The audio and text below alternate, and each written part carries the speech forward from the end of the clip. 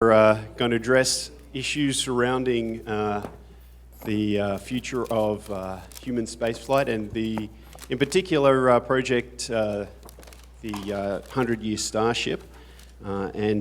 Joining me today, my name's Adrian Brown, by the way. Joining me today, I have to my right here, Richard Rhodes. Richard is the author and editor of 24 books, including The Making of the Atomic Bomb, which won many awards. And he's received numerous fellowships for research and writing and has been a visiting scholar at MIT and Harvard. Then to our right, we have Bill Nye, who really needs no introduction, the science guy.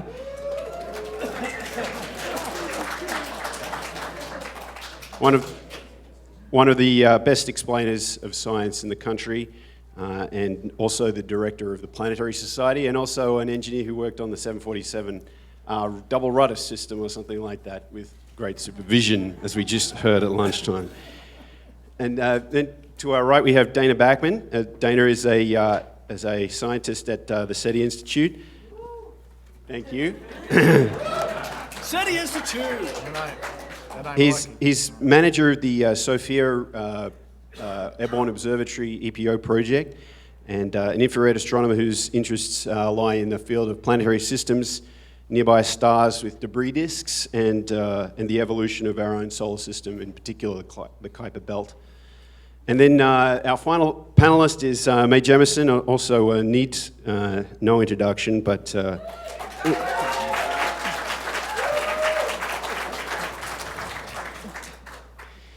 Mae is now the director of the project for the for the 100-Year Starship. And I'm going to make sure that I get the right bio read out here.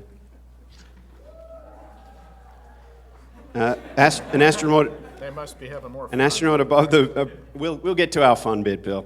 An astronaut aboard the Shuttle Endeavour and the first African American woman in space, and she also played, as we found out last night, Lieutenant Palmer on Star Trek: The Next Generation.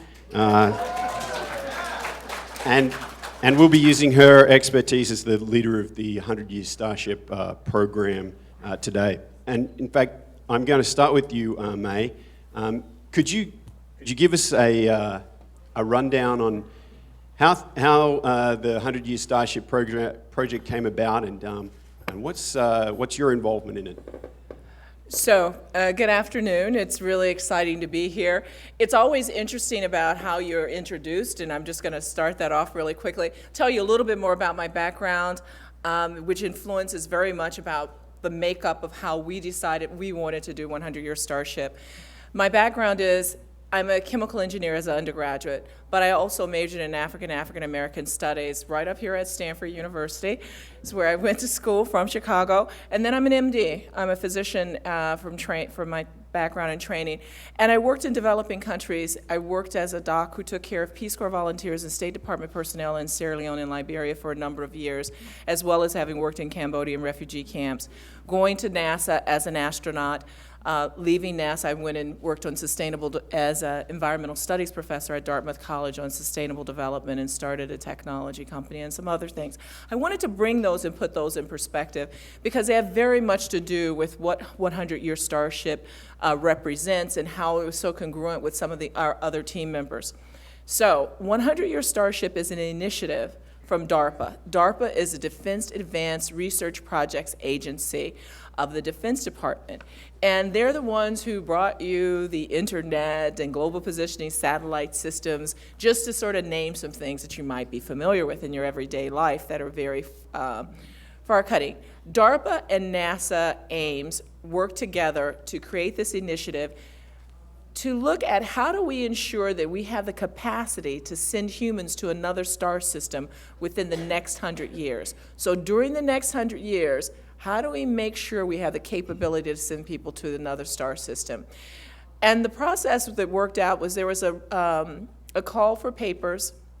There was a RFP, a request for proposals, that DARPA put out in August of last year. And the proposals were due in November, and they actually they didn't actually announce the group that won the proposal until a bit later. But anyway, the team that I was leading won the proposal, and out of quite a few. And I had the pleasure of teaming with a really great group of people.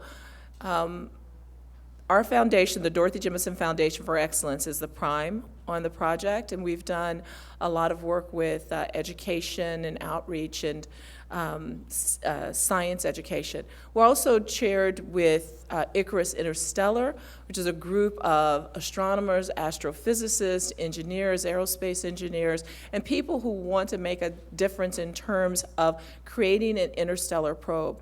And they've been working on this project for about 2 years. It was called Project Icarus, and they've been working on it for about 2 years, even prior to the announcement of 100 Year Starship. So I was very lucky to be able to team with them, and that we found each other.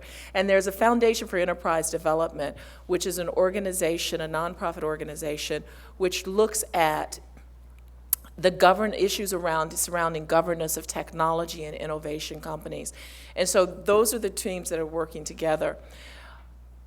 The name of our proposal that won was An Inclusive, Audacious Journey Transforms Life Here on Earth and Beyond. And the idea behind it was, again, that if we're going to do this, we know that it's not going to be done just by one group of people. It's going to require that there's a full range of talent that is involved in it. We also consider that this is really an inspirational journey. This is something that has to be a global aspiration. No one country is probably going to do it. It's going to require quite a bit more than that. When we look at the foundation, when we look at how this works, we actually decided that the components of it would be a nonprofit foundation that will set up. Right now, the Dorothy Jemison Foundation for Excellence is that nonprofit. We will be putting together an independent nonprofit organization that should be coming out within the next year. So there's a nonprofit foundation. Underneath that, or part of that, is a research institute that will help to promote cutting-edge research, bleeding-edge research. We know we're not going to be able to do all the research that has to happen, but someone has to advocate for it. Somebody has to say, whether it was what we're hearing about, making sure we're still looking at planets, looking at different kinds of energy production. So there's a research institute that's going to help to promote things around the world. We'll have the capability for spinning off for-profit enterprises as they come about and need to be. We'll have an advisory council. Our advisory council will be composed of not necessarily the usual players. So yes, there'll be people who are involved in the sciences, or people who are involved in space exploration in general, but we'll also be looking at individuals one of the people who's involved is a man named David Tweedy, who's second in charge of the World Trade Center being rebuilt. Why? Because it's a large project that has a lot of emotional components to it, has a lot of policy issues associated with it. So we'll be working with those kinds of expectations as well, making sure that we know this isn't just something that's going to happen because you get the propulsion right. It requires that you get the behavioral sciences right. It requires that you get the economics correct. What are the economics of starting a new civilization somewhere else? What are the economics of investing in a technology that's not going to be used here on Earth necessarily in terms of the long run? The other part of this is that we do want the technologies to be used here on Earth, because every step of the way we know that we have to enhance and improve life here on Earth. That's a big portion of it. When we start to look at other things, I want to just say that we have also committed to work with many other people, and in fact, some of our partners include, well, first of all, we're really proud that SETI Institute was one of our partners, and in fact, a very special partner. SETI will always have a place on our advisory council, because it's really important that we work with an organization that's been around doing things that other people were afraid to do for a long period of time and helping us think about the world differently. We'll exchange research fellows as well. We've been working with organizations like Change the Equation, which is a group that's looking at science literacy reform around the world, the British Interplanetary Society, the Texas Medical Center, the world's largest medical center, and also the National Human Performance Laboratory. Of course, folks like Nichelle Nichols, Lieutenant Uhura on Star Trek, Texas Southern University, who also is working with us to create radio programs and, on their public radio station. This isn't going to just happen in the United States. We're working with the Da Vinci Institute out of South Africa, which is an organization that looks at systems research and what is the importance of systems. The Beautiful Life Development Foundation out of Shanghai, China, works very closely with sustainable development. Rice University, Morehouse College, Denver Museum of Natural Science. So these are just a few of the organizations that we're really working with to pay attention to how to move this forward. Those partners will work on specific projects with us, but we also want people who are going to just be out there talking about it. They're artists, they're entertainers, they're titans of business. These are folks who can make a difference right now. So we want to have that consortia of all kinds of other individuals working there.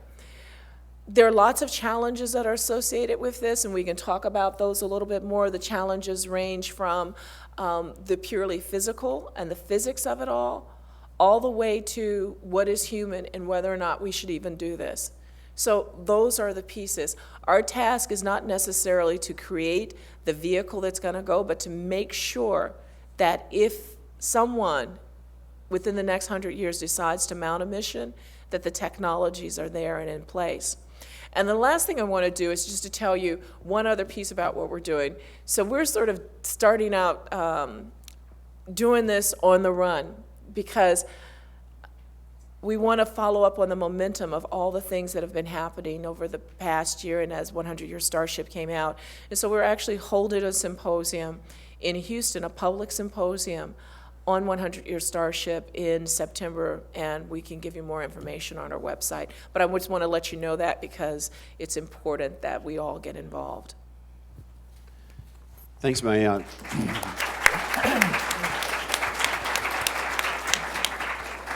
just wonder if we could touch on some of those technology challenges. And Richard, if I could start with you, you're a world-renowned expert on atomic technology, and perhaps you could talk to us about what the potentials are for nuclear science on board. Good.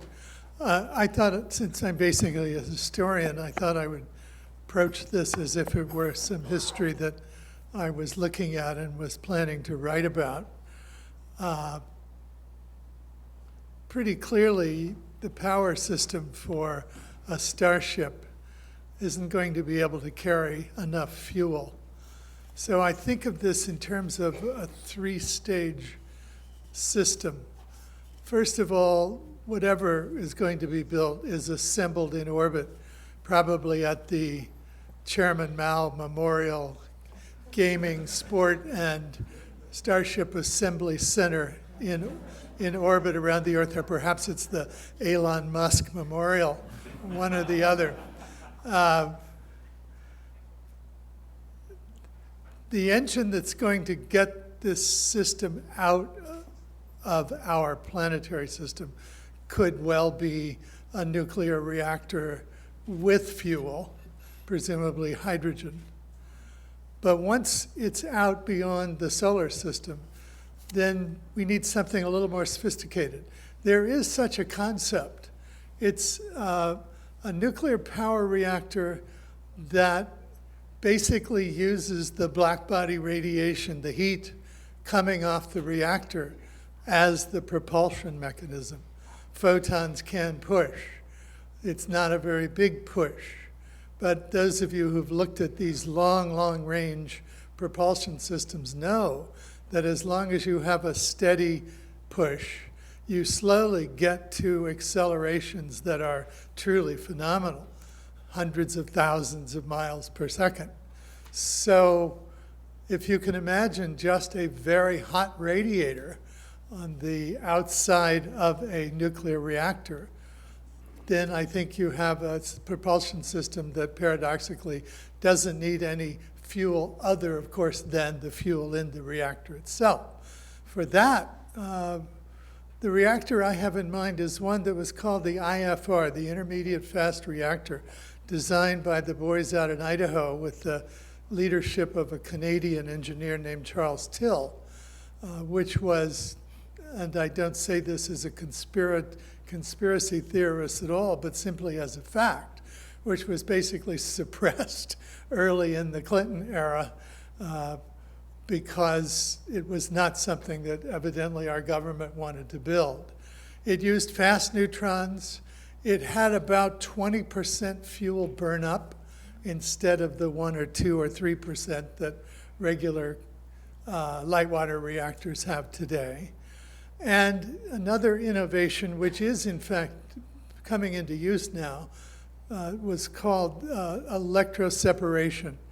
There was the fuel that needed to be recycled was basically put into a pot with some nice strong conductive liquid, and then you could, using electric processes, pull out whatever you wanted to pull out from the spent fuel.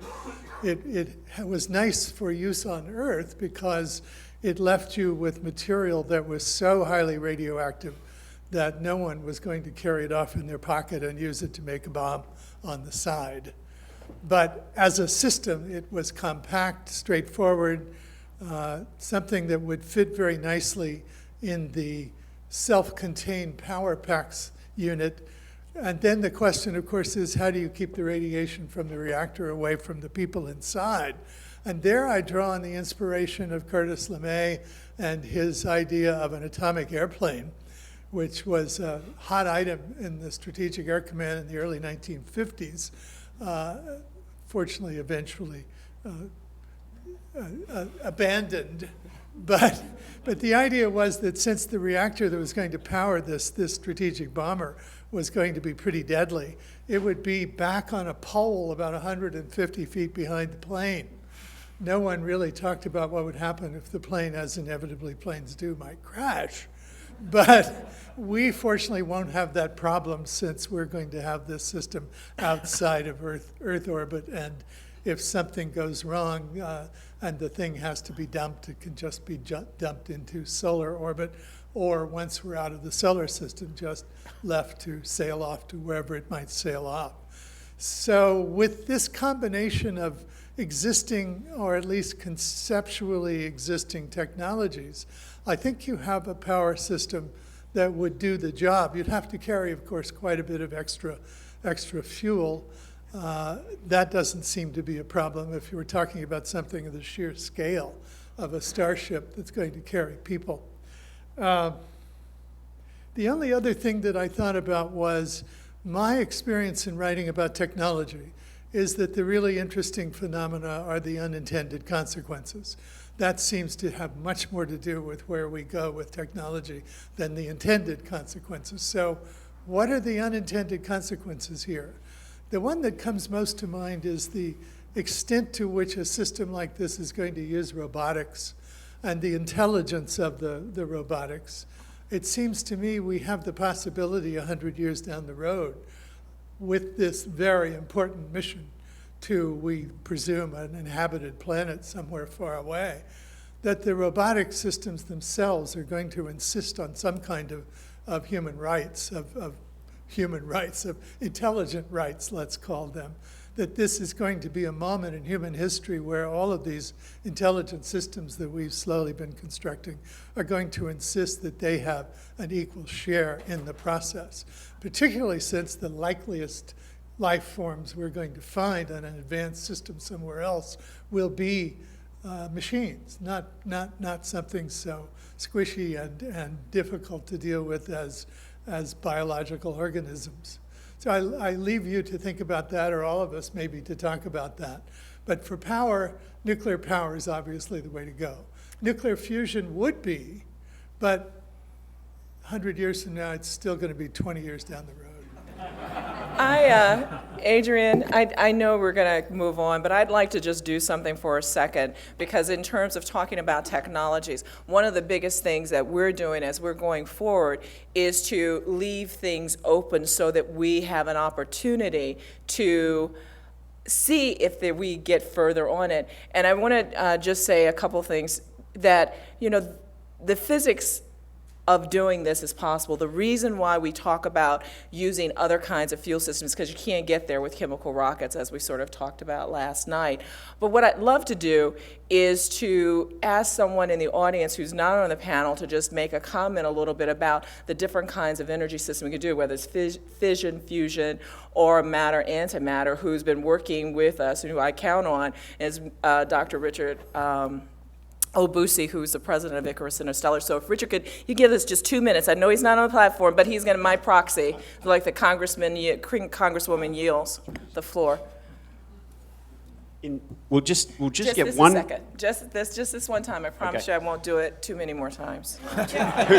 Who else is hidden in the crowd, I wonder? Well, it's a pleasure to be here. I've been a strong supporter of the SETI missions Hold for the as long as mic I can up for remember.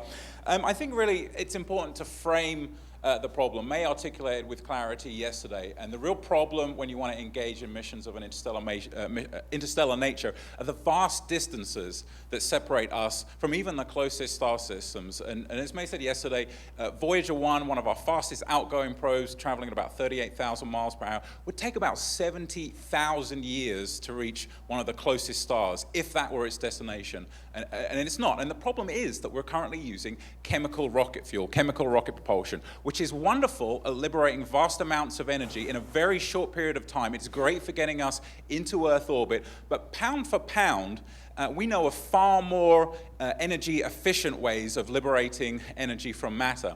So if we want to engage in interstellar missions on timescales on the order of, say, a human lifetime, say 50 years or so, you can plug in the numbers where we need to reach speeds on the order of about 10% the speed of light. Now that's actually physically impossible using chemical rocket fuel. If you plug the numbers into the Tsiolkovsky rocket equation, you actually determine if you were using chemical rocket fuel to travel at about 10% the speed of light, you would need more fuel than there exists mass in the known universe. Now, that sounds like a problem, and it is obviously a problem, but we know of other ways to liberate energy from matter that give us, pound for pound, 1 million, tens of millions, or even billions of times more energy, pound for pound, than if we use chemical propulsion technology, namely harnessing or liberating energy from the nucleus of the atom. So, gentlemen today alluded to nuclear fission technology, nuclear fusion technology. It's something that works. You know, human beings, we haven't mastered the technology, but you just look up in the sky and you know that nuclear fusion works. It's what powers our sun.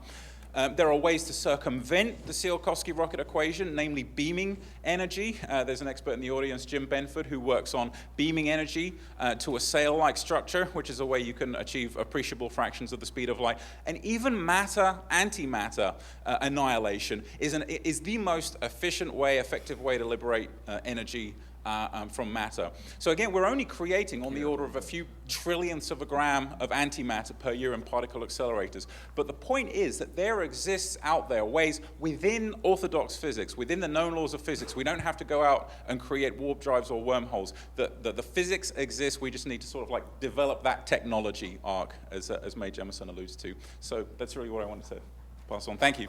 Thank you. So, Bill, we've heard about some of the propulsion technologies. Could you talk to us about some of the other technology tall poles that might be out there and in Well, a way? thank you all, but I think that we are really thinking in the box when we think about the spacecraft carrying its own fuel. I grew up at a time when people were going to send a solar sail to Comet Halley, formerly Halley's Comet. And the way you would have it is a whole civilization would participate in this, that you would have a giant, at our current level of understanding, laser that would point at this thing, and even though the Earth's going around the sun and everything's moving with respect to the fixed or the distant stars, you'd still be beaming this thing at this spacecraft. Okay, that's huge, big fun to think about, I must say. And the other thing that I find just ever so charming, I interviewed Saul Perlmutter for a television show, and this is one of the guys who went out to find out how much the universe is slowing down. The Big Bang, everything goes out, so then you'd expect it to slow down because of gravity. Well, it turns out it's not slowing down, it's accelerating. And do you know why? Nobody knows why. Yeah.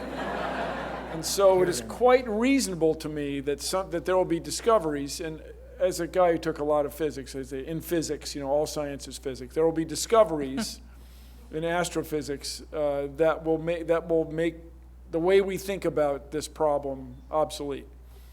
But then in the meantime, there are just some other fundamental, if you're going to send people, and I have to say, as a human, I'll just tell you, some of my best friends are people.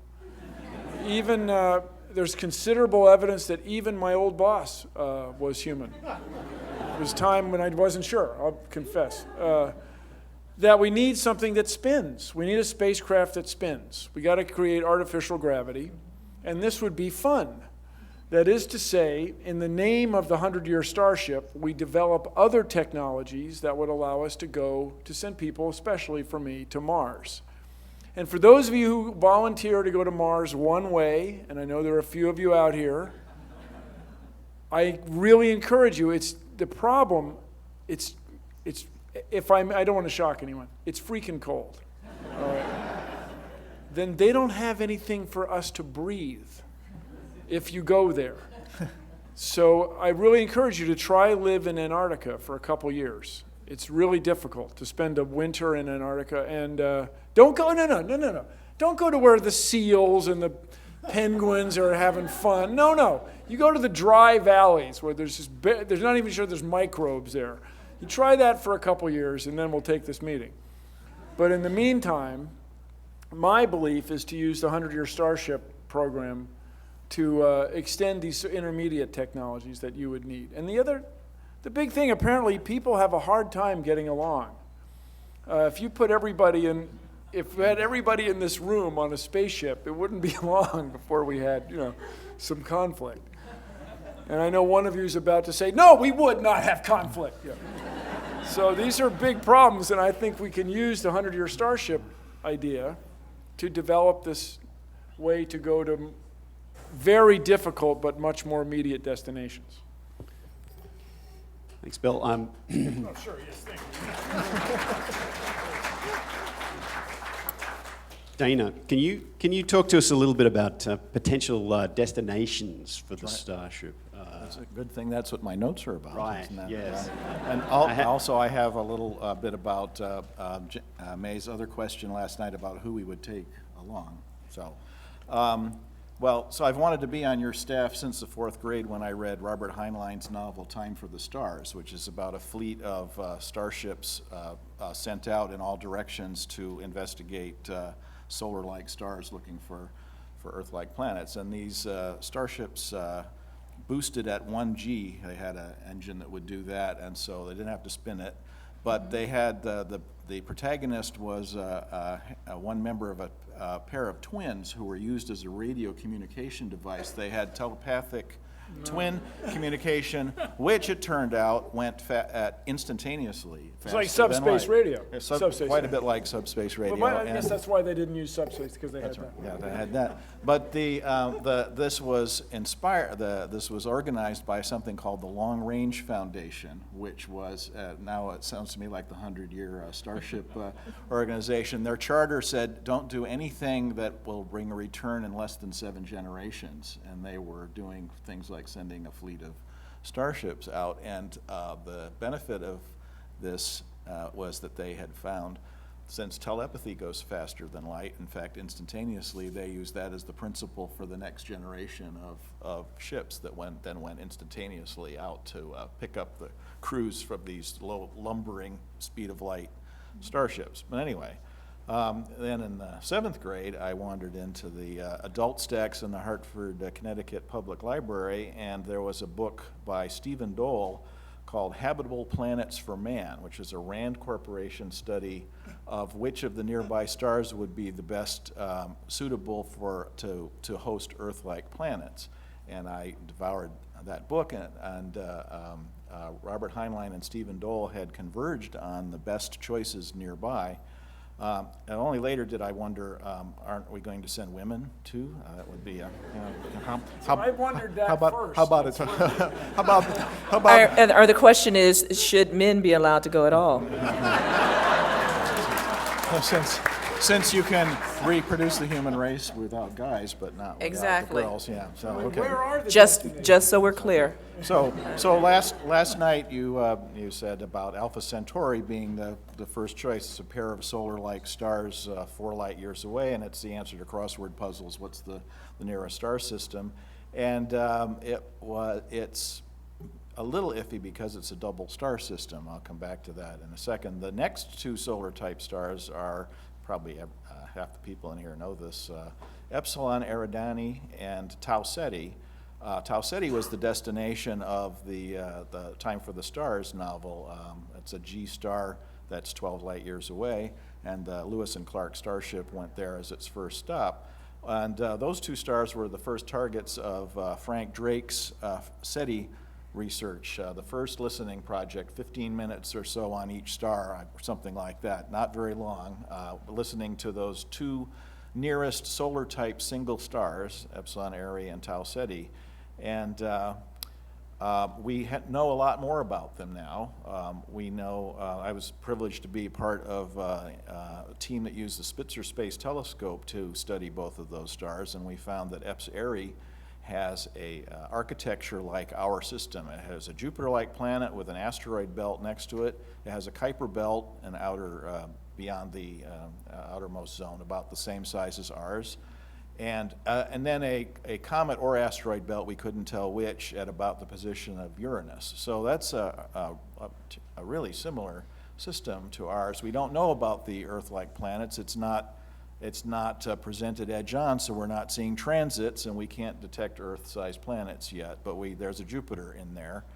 A problem, the star system is 0.8 billion years old, and we detected it with Spitzer because it's at the end of the heavy bombardment phase. So it's hard hat weather at Eridani, and so I wouldn't go there necessarily as my first choice. But Tau Ceti, Heinlein's choice, as a G star that's about 7 billion years old.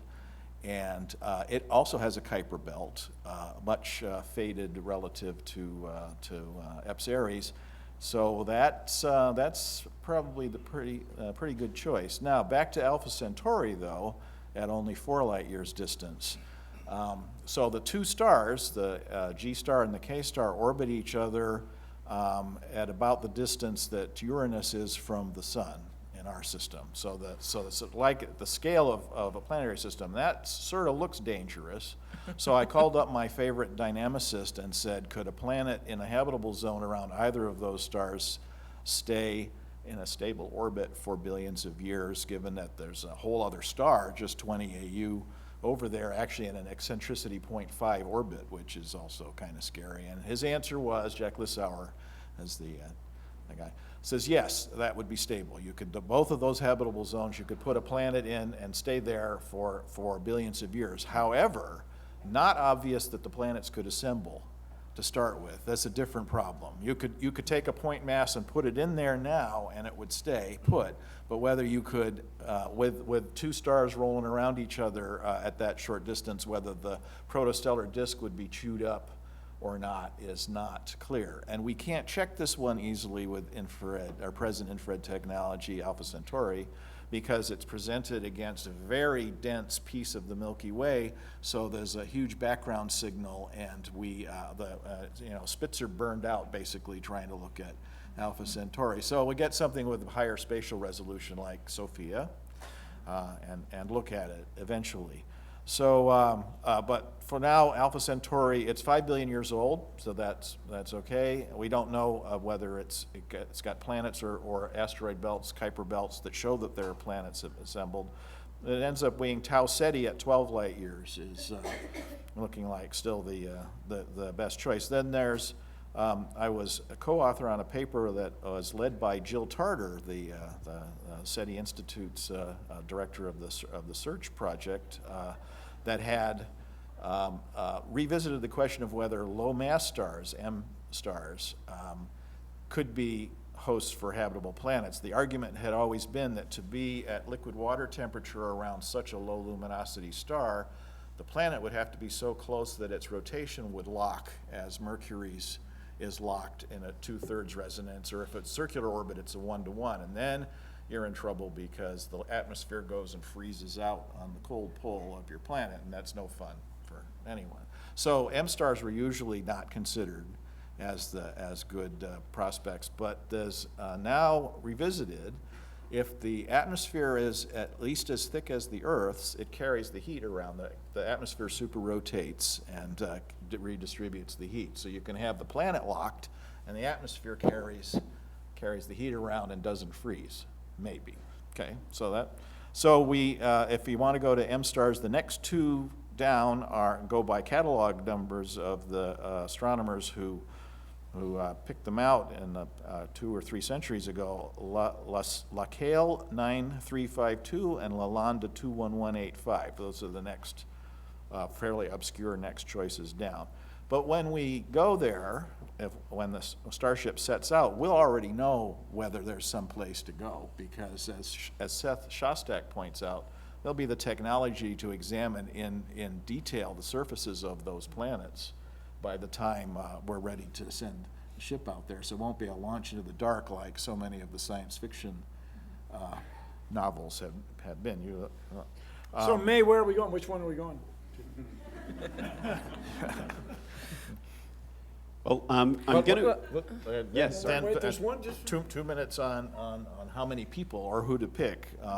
So your point was about the psychology of how many people would you have to bring along before there weren't conflicts from just being crowded in the same space for 60, 100 years with a small population. But biologically, there's a paper by Hey et al., Rutgers, June 2005, and I can give the full citation later for anyone who wants it.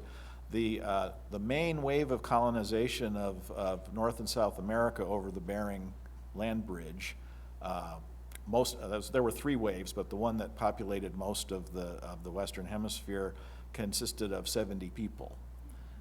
And everyone in both continents, native to both continents, is descended from about 70. You can work that out from the lack of genetic diversity in the current inhabitants. So biologically, you can, and you could probably knock that down a bit if you were careful, to have a wide variety of people. To start with, instead of you were reckless, instead of people who were already related to each other as they crossed the bridge, right? And I have 70 people were enough to produce 2 continents worth of healthy people 15,000 years later. So that's my second point. And isn't that problem solved if you just take along donors' genetic material with you to inject into the genetic? Well, okay, before we get carried away here, okay, let's I feel like I have to step in here. The reason why I'm stepping in is because what's really exciting about this project, 100-Year Starship, is because people have so many opinions and think that there's a way to do it, and this is a very reasonable thing to do. That's what's really exciting about it. I want to go back for a second and just tell you again what 100-Year Starship is, the foundation that we created.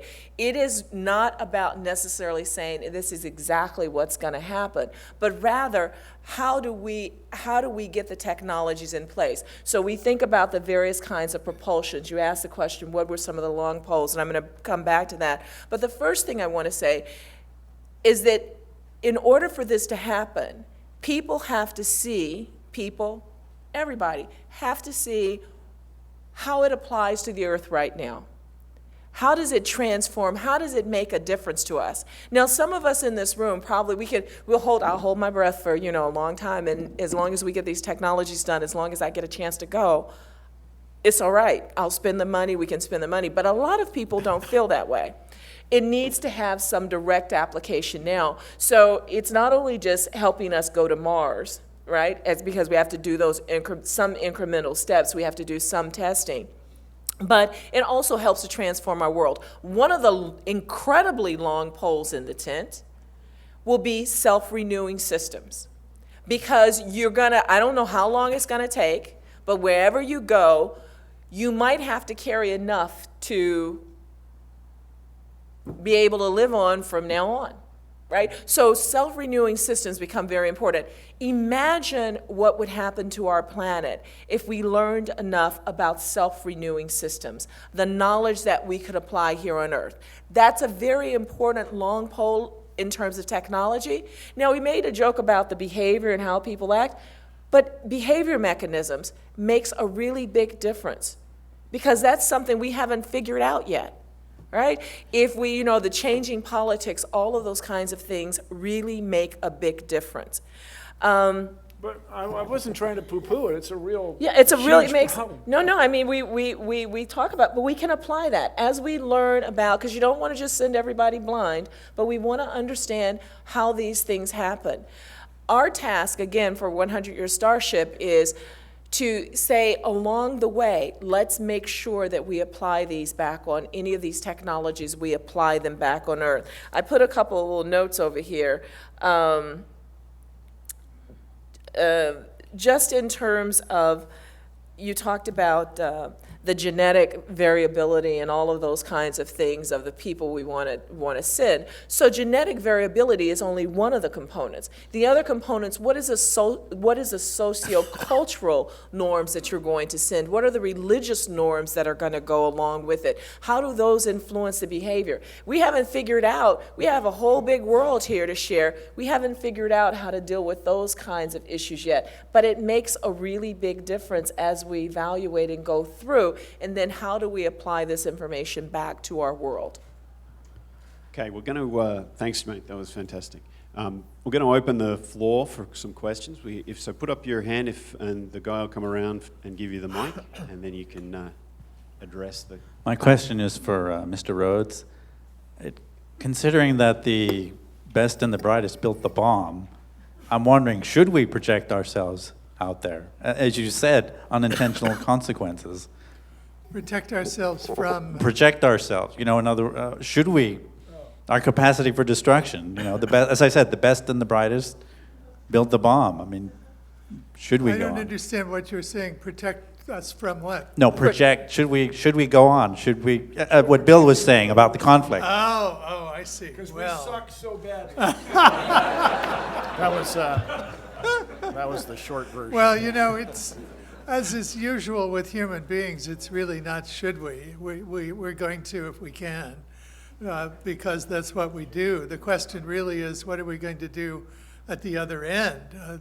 We've had various ways of dealing with alien forces, if you will. The first time around in the discovery of North and South America was basically to try to kill as many of the natives as possible, one way or the other. But I do have an alternative, which I like a lot, which is what happened after the end of the Second World War, when Papua New Guinea became an Australian trust territory. The homicide rate in Papua New Guinea, historically and prehistorically, has been around 600 per 100,000. Understand the United States today is 5.4 per 100,000. Europe is about 1 per 100,000. 600 per 100,000. Papua New Guinea was a bloody, bloody place. There were no systems in place to deal with social conflict, basically, except violence. And the response to the Australians arriving with their red judicial robes and their wigs was, thank God I'm so tired of watching my back. Unfortunately, eventually the Australian court system left Papua New Guinea, and it has to some degree reverted to its previous levels of violence. But we may find cultures far more violent than ours when we go out there and look around. So I don't think we can protect ourselves from ourselves, unfortunately. Let's hope, however, that the historic decline in violence that has happened in the West and really in much of the world over the last 600 years will continue, and that the people we send will be considerably less conflict prone, if you will, than even we are today. I have to make an exception to the premise of your question. You made a premise that the best and the brightest are the ones who created the bomb. These are the people who were chosen and had the opportunity to create the bomb. And a lot of times scientists and others do things because that's what they're given the opportunity to. But every technology is just a tool. and we get to decide how we use our tools and our information. There are people who have not been involved in the sciences, which is a very reason that we use the term inclusion at the very beginning, because we get a chance to decide how we use our knowledge and the tools that we create based on that knowledge. So there were the best and the brightest of that particular group of people who created the bomb and who decided the bomb was necessary. Not necessarily the best and the brightest of all humanity are the best in terms of morality, even the best necessarily in terms of how you can apply things. It was being created at a time of war. So I think that, you know, the premise that this is who we're going to be and this is who we always are is a little bit overstated. And I would also say that, you know, from my perspective, as you come and you talk about what we encountered, every society didn't necessarily act the same way as Western Europe.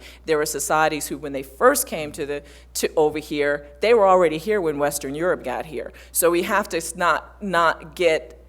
we have to keep our perspective in terms of what we have to choose from on this planet, that we have an incredible wealth of possibilities, and we need to bring all of that swath of possibilities into play. This question about the scientists who built the bomb is a question for another time and place, but just one quick statement about it.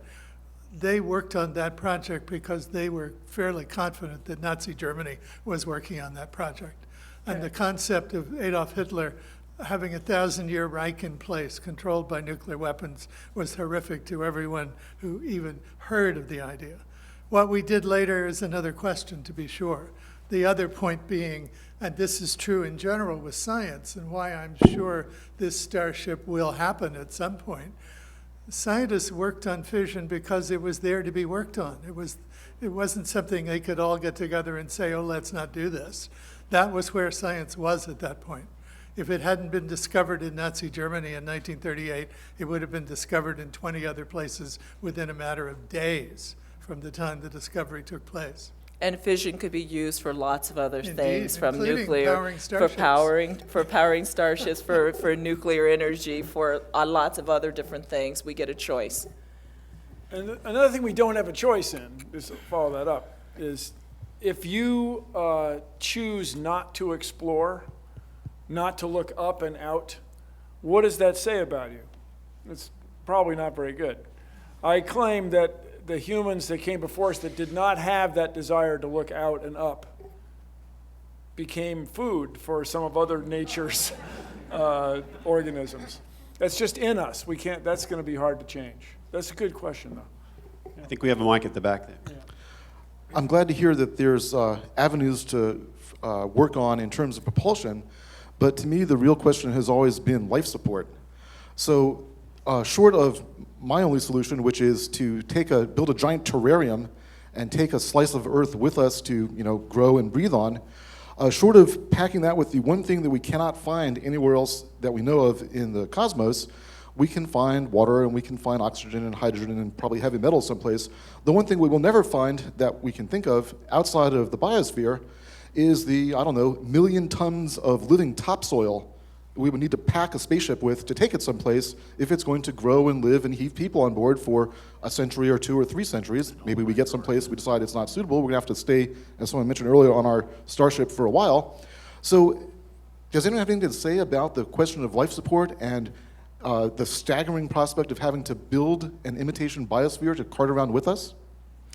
So part of the issue in terms of this is doing the research to try to understand those pieces. Right now, all of our agriculture is dependent upon the topsoil, which does include, as we were talking here, the microbes, the biobes that actually do the nitrogen transformation, those kind of things. So a lot of what we're going to have to do is to really understand, even in more detail and depth, what that means, what are the kinds of components you can carry with you, and how do you renew and keep that healthy? Because one of the problems would be is even if you scooped up all of that topsoil and you took it there with you, you could actually ruin it and go through it. So how do you revive it? And that's what I mean by the self-renewing systems. That kind of knowledge can then be applied back here on Earth as we destroy our topsoil right now and we get our nitrogen balance off base as we start to talk about growing things. So anyways, but there are lots of different ways that the research becomes fundamentally important to understand. You know, you're going to have to create a terrarium. I mean, that's a simplistic way of saying it, but you're going to have to create something like that somewhere. And once you arrive, you're going to have to be able to either stay in your terrarium or either going to be able to try to transform wherever you are, at least a bubble or part of it, into a terrarium. Well, that was Biosphere II, right? What did them in was as the saying goes, this is a microbes world, we just live in it. You may recall that Biosphere II turned out to be an absolute disaster.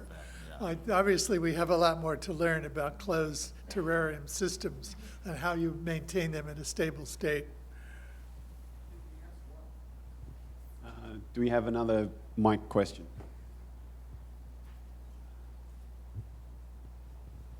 I'm just curious about what DARPA, the Department of Defense, what interest they have in interstellar travel and exploration and colonization. Yes. So I'll pick that up. So why is this there? One of the concerns they had was really the amount of the revitalization of science in this nation. During the Apollo program, just the possibility of doing that grand challenge, really, it increased the number of people who were going into science, technology, engineering, mathematics kinds of fields, just almost exponentially. They didn't necessarily become people who worked with NASA, but the field was revitalized. So when DARPA was thinking about this, the idea was, how do we revitalize and boost science and technology? How do we create more innovation? Because you see, a lot of the things now that we're so jazzed about in terms of innovation, whether it's the biotech and some of material science, it's really based on work that was done in the 1960s and the 1970s, even maybe back to the 1950s. We aren't doing that as much now. So they wanted to say, is there a grand challenge? Is there something that we can do that's going to revitalize the sciences in this country? Just the knowledge application, as we start to learn about energy generation, which is fundamentally at that propulsion question, and it's also fundamentally as to what do you do for energy on your way there? That changes things here. As we start to look at closed systems, behavioral psychology, we look at human performance, we look at human physiology, those things start to change who we are. We have to understand some very fundamental questions, and that's that revitalization that then, you know, you probably know that the military actually benefited quite a bit from space exploration and some of the things that were learned. So it really does have a connection, even though our organization has nothing to do with generating necessarily military information. We're actually looking at how do we create the capabilities and the technology. Well, one side of the story is there are a couple guys at the Air Force, U.S. Air Force, who thought this was a cool thing. And so the Air Force nowadays is mostly in space. Most of what the Air Force does is in outer space. So the kind of person that becomes a general in the U.S. Air Force investigating outer space is another guy who read science fiction and dreams big. So it was one thing led to another. And if I may remind everybody, the going to the moon was a result of the Cold War. I mean, you can tell yourself it was to do these things because we were hard and we were visionary, and back in the good old days we tried things. It was the Cold War. But now we have the ability, if I can use the term spin-off of this, to investigate these deep questions. Where did we come from and are we alone? It has led to wonderful science. So when I read the 100-Year Starship proposal, it really, for me as a reader, had that quality. People, let's just dream big. Let's just do something big. And so that's the kind of people that have access to, I won't say limitless budgets, but large budgets nowadays are at the U.S. Defense Department. What we used to call, when my mother was in the Navy, it was called the Department of War. Now it's called the Department of Defense. Mae, you talked about the importance of engaging artists in this project. I was wondering if you could speak about that, and also if that refers to some kind of public campaign, what that might look like. So the first thing is, there's an emotional connection that people have, right? How do you transfer that emotional connection? I think that art is that way of helping us understand the world around us from a personal perspective. And I think that artists have an incredible place in helping transfer that information. Artists can tell the stories, right? They can, I mean, everyone who's up here has talked about science fiction. There's some kind of way that we've related to it. You know, science fiction movies are popular, right? They're popular, right? They're probably some of the most popular movies out there because they tell a story and they get us involved. And it's also the visual pieces. The music gets us involved. So I think artists have an incredibly big role to play because they can record and see and observe things about the world that we don't see in other ways. What are we doing to involve that? I think there have been some artists who came on board who said that they would actually commit to producing different kinds of paintings and works. We're actually going to be putting together some programs to work with children to do writing and art competitions. We will be using this as going forward all the way because it tells a story. Artists have looked up at the night sky and wondered what it was. They've produced pictures and images. They've called our attention to so many things. So I can't tell you exactly how they're being involved, but I want them there with us. I want them there with me. And it's an extraordinary time, you guys. Through space exploration, it brings people together. We are living at a time when we discovered that everybody is from East Africa, that everybody's a human. And this didn't used to be the case. I mean, people started the Cold War or people started wars because of xenophobia, of the fear of outsiders. But artists without language can bring people together. It's just an extraordinary time. It's an extraordinary time. This could, dare I say it, change the world. Okay, we've got time for just one more quick question just down here. There's one young woman in the back who's had her hand up a long time, and in the red sweater in the back, she's had her hand up for a long time. Well, maybe it's more of a pullover.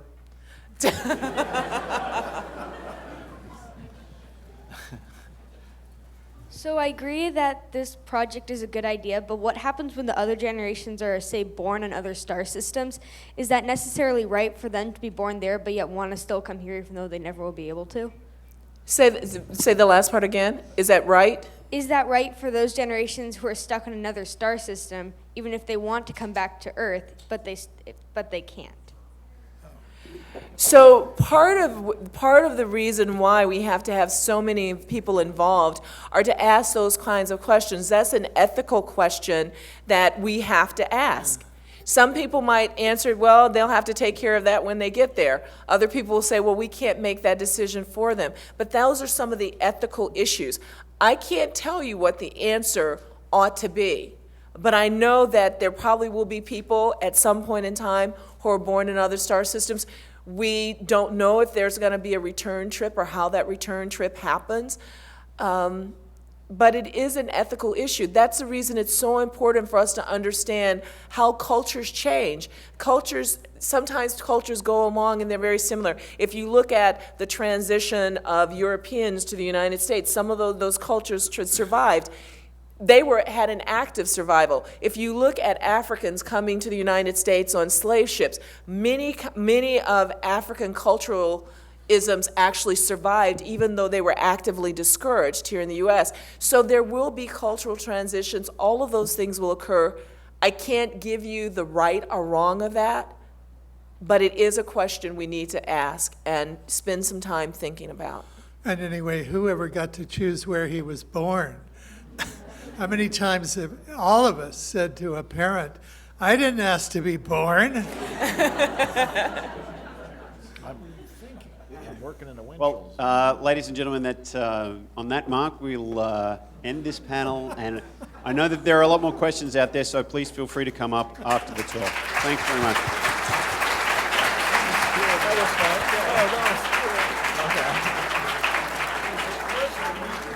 Thank you. You're welcome. Do you still want to be, you serious? Yeah? Okay. Keep in touch, okay? Okay, Please. absolutely. Okay. Absolutely. We'll find out how to do it.